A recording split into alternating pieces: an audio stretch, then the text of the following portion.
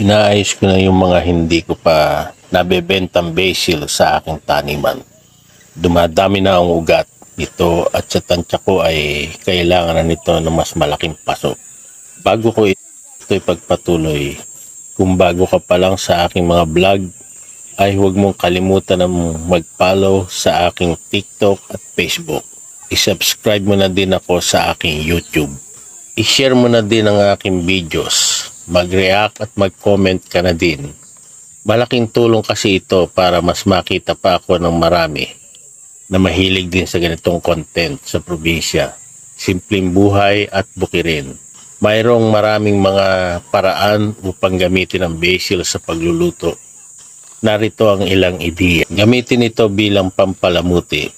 Ang mga dahon ng basil ay maaaring gamitin upang palamutihan ng iba't ibang pagkain, kabilang ang mga sopas, salad at pasta dish.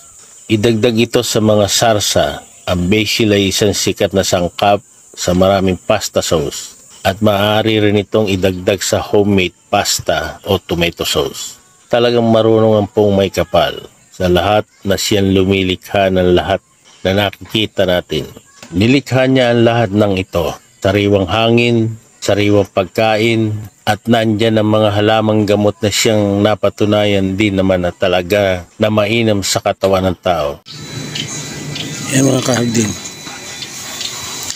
nililipat ko sa mga malaking container ng basil kasi matatangkad na.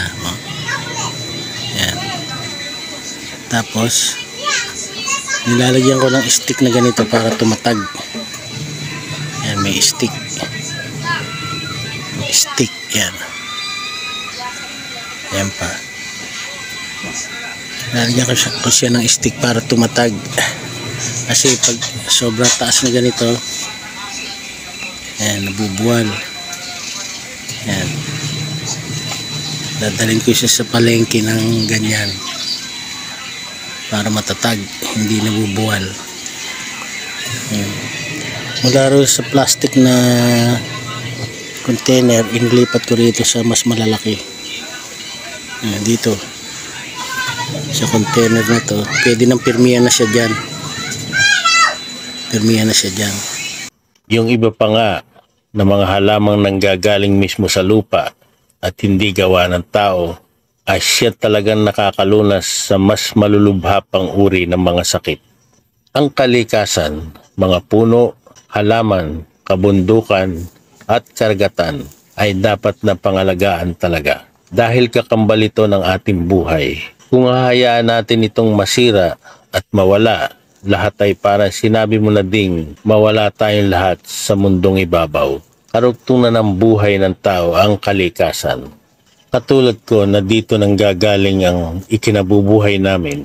Madalas pa nga ang mga mahaba ang buhay ay nakatira sa mga liblib na lugar at wala sa syudad. Pagkatapos ay isa-isa kong lalagyan ng stick ng mga basil para maging matatag at pagkatapos ay tatalian ko ng tie na plastic.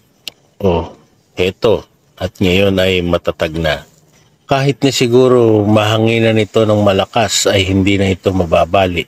Alas 5 ng hapon na ako ay pumunta sa sagingan upang magdilig ng papaya. Hindi kasi pwedeng laktawan ng isang araw na hindi ito madiligan. Sa sobrang sikat ng araw ay madaling matuyo ang lupa.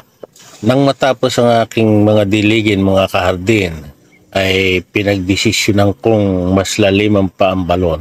Dahil halos wala na akong masalok na tubig, kaya kailangan kong tuktukin ng bareta ito. Medyo matigas na kasi ang lupa. Pagkatapos ay kakayudin ang natiktik na lupa. Dito ko na muna ulit tatapusin ang video na ito mga kahardin. Abangan mo pa ako ulit sa mga bago nating video. Maraming salamat.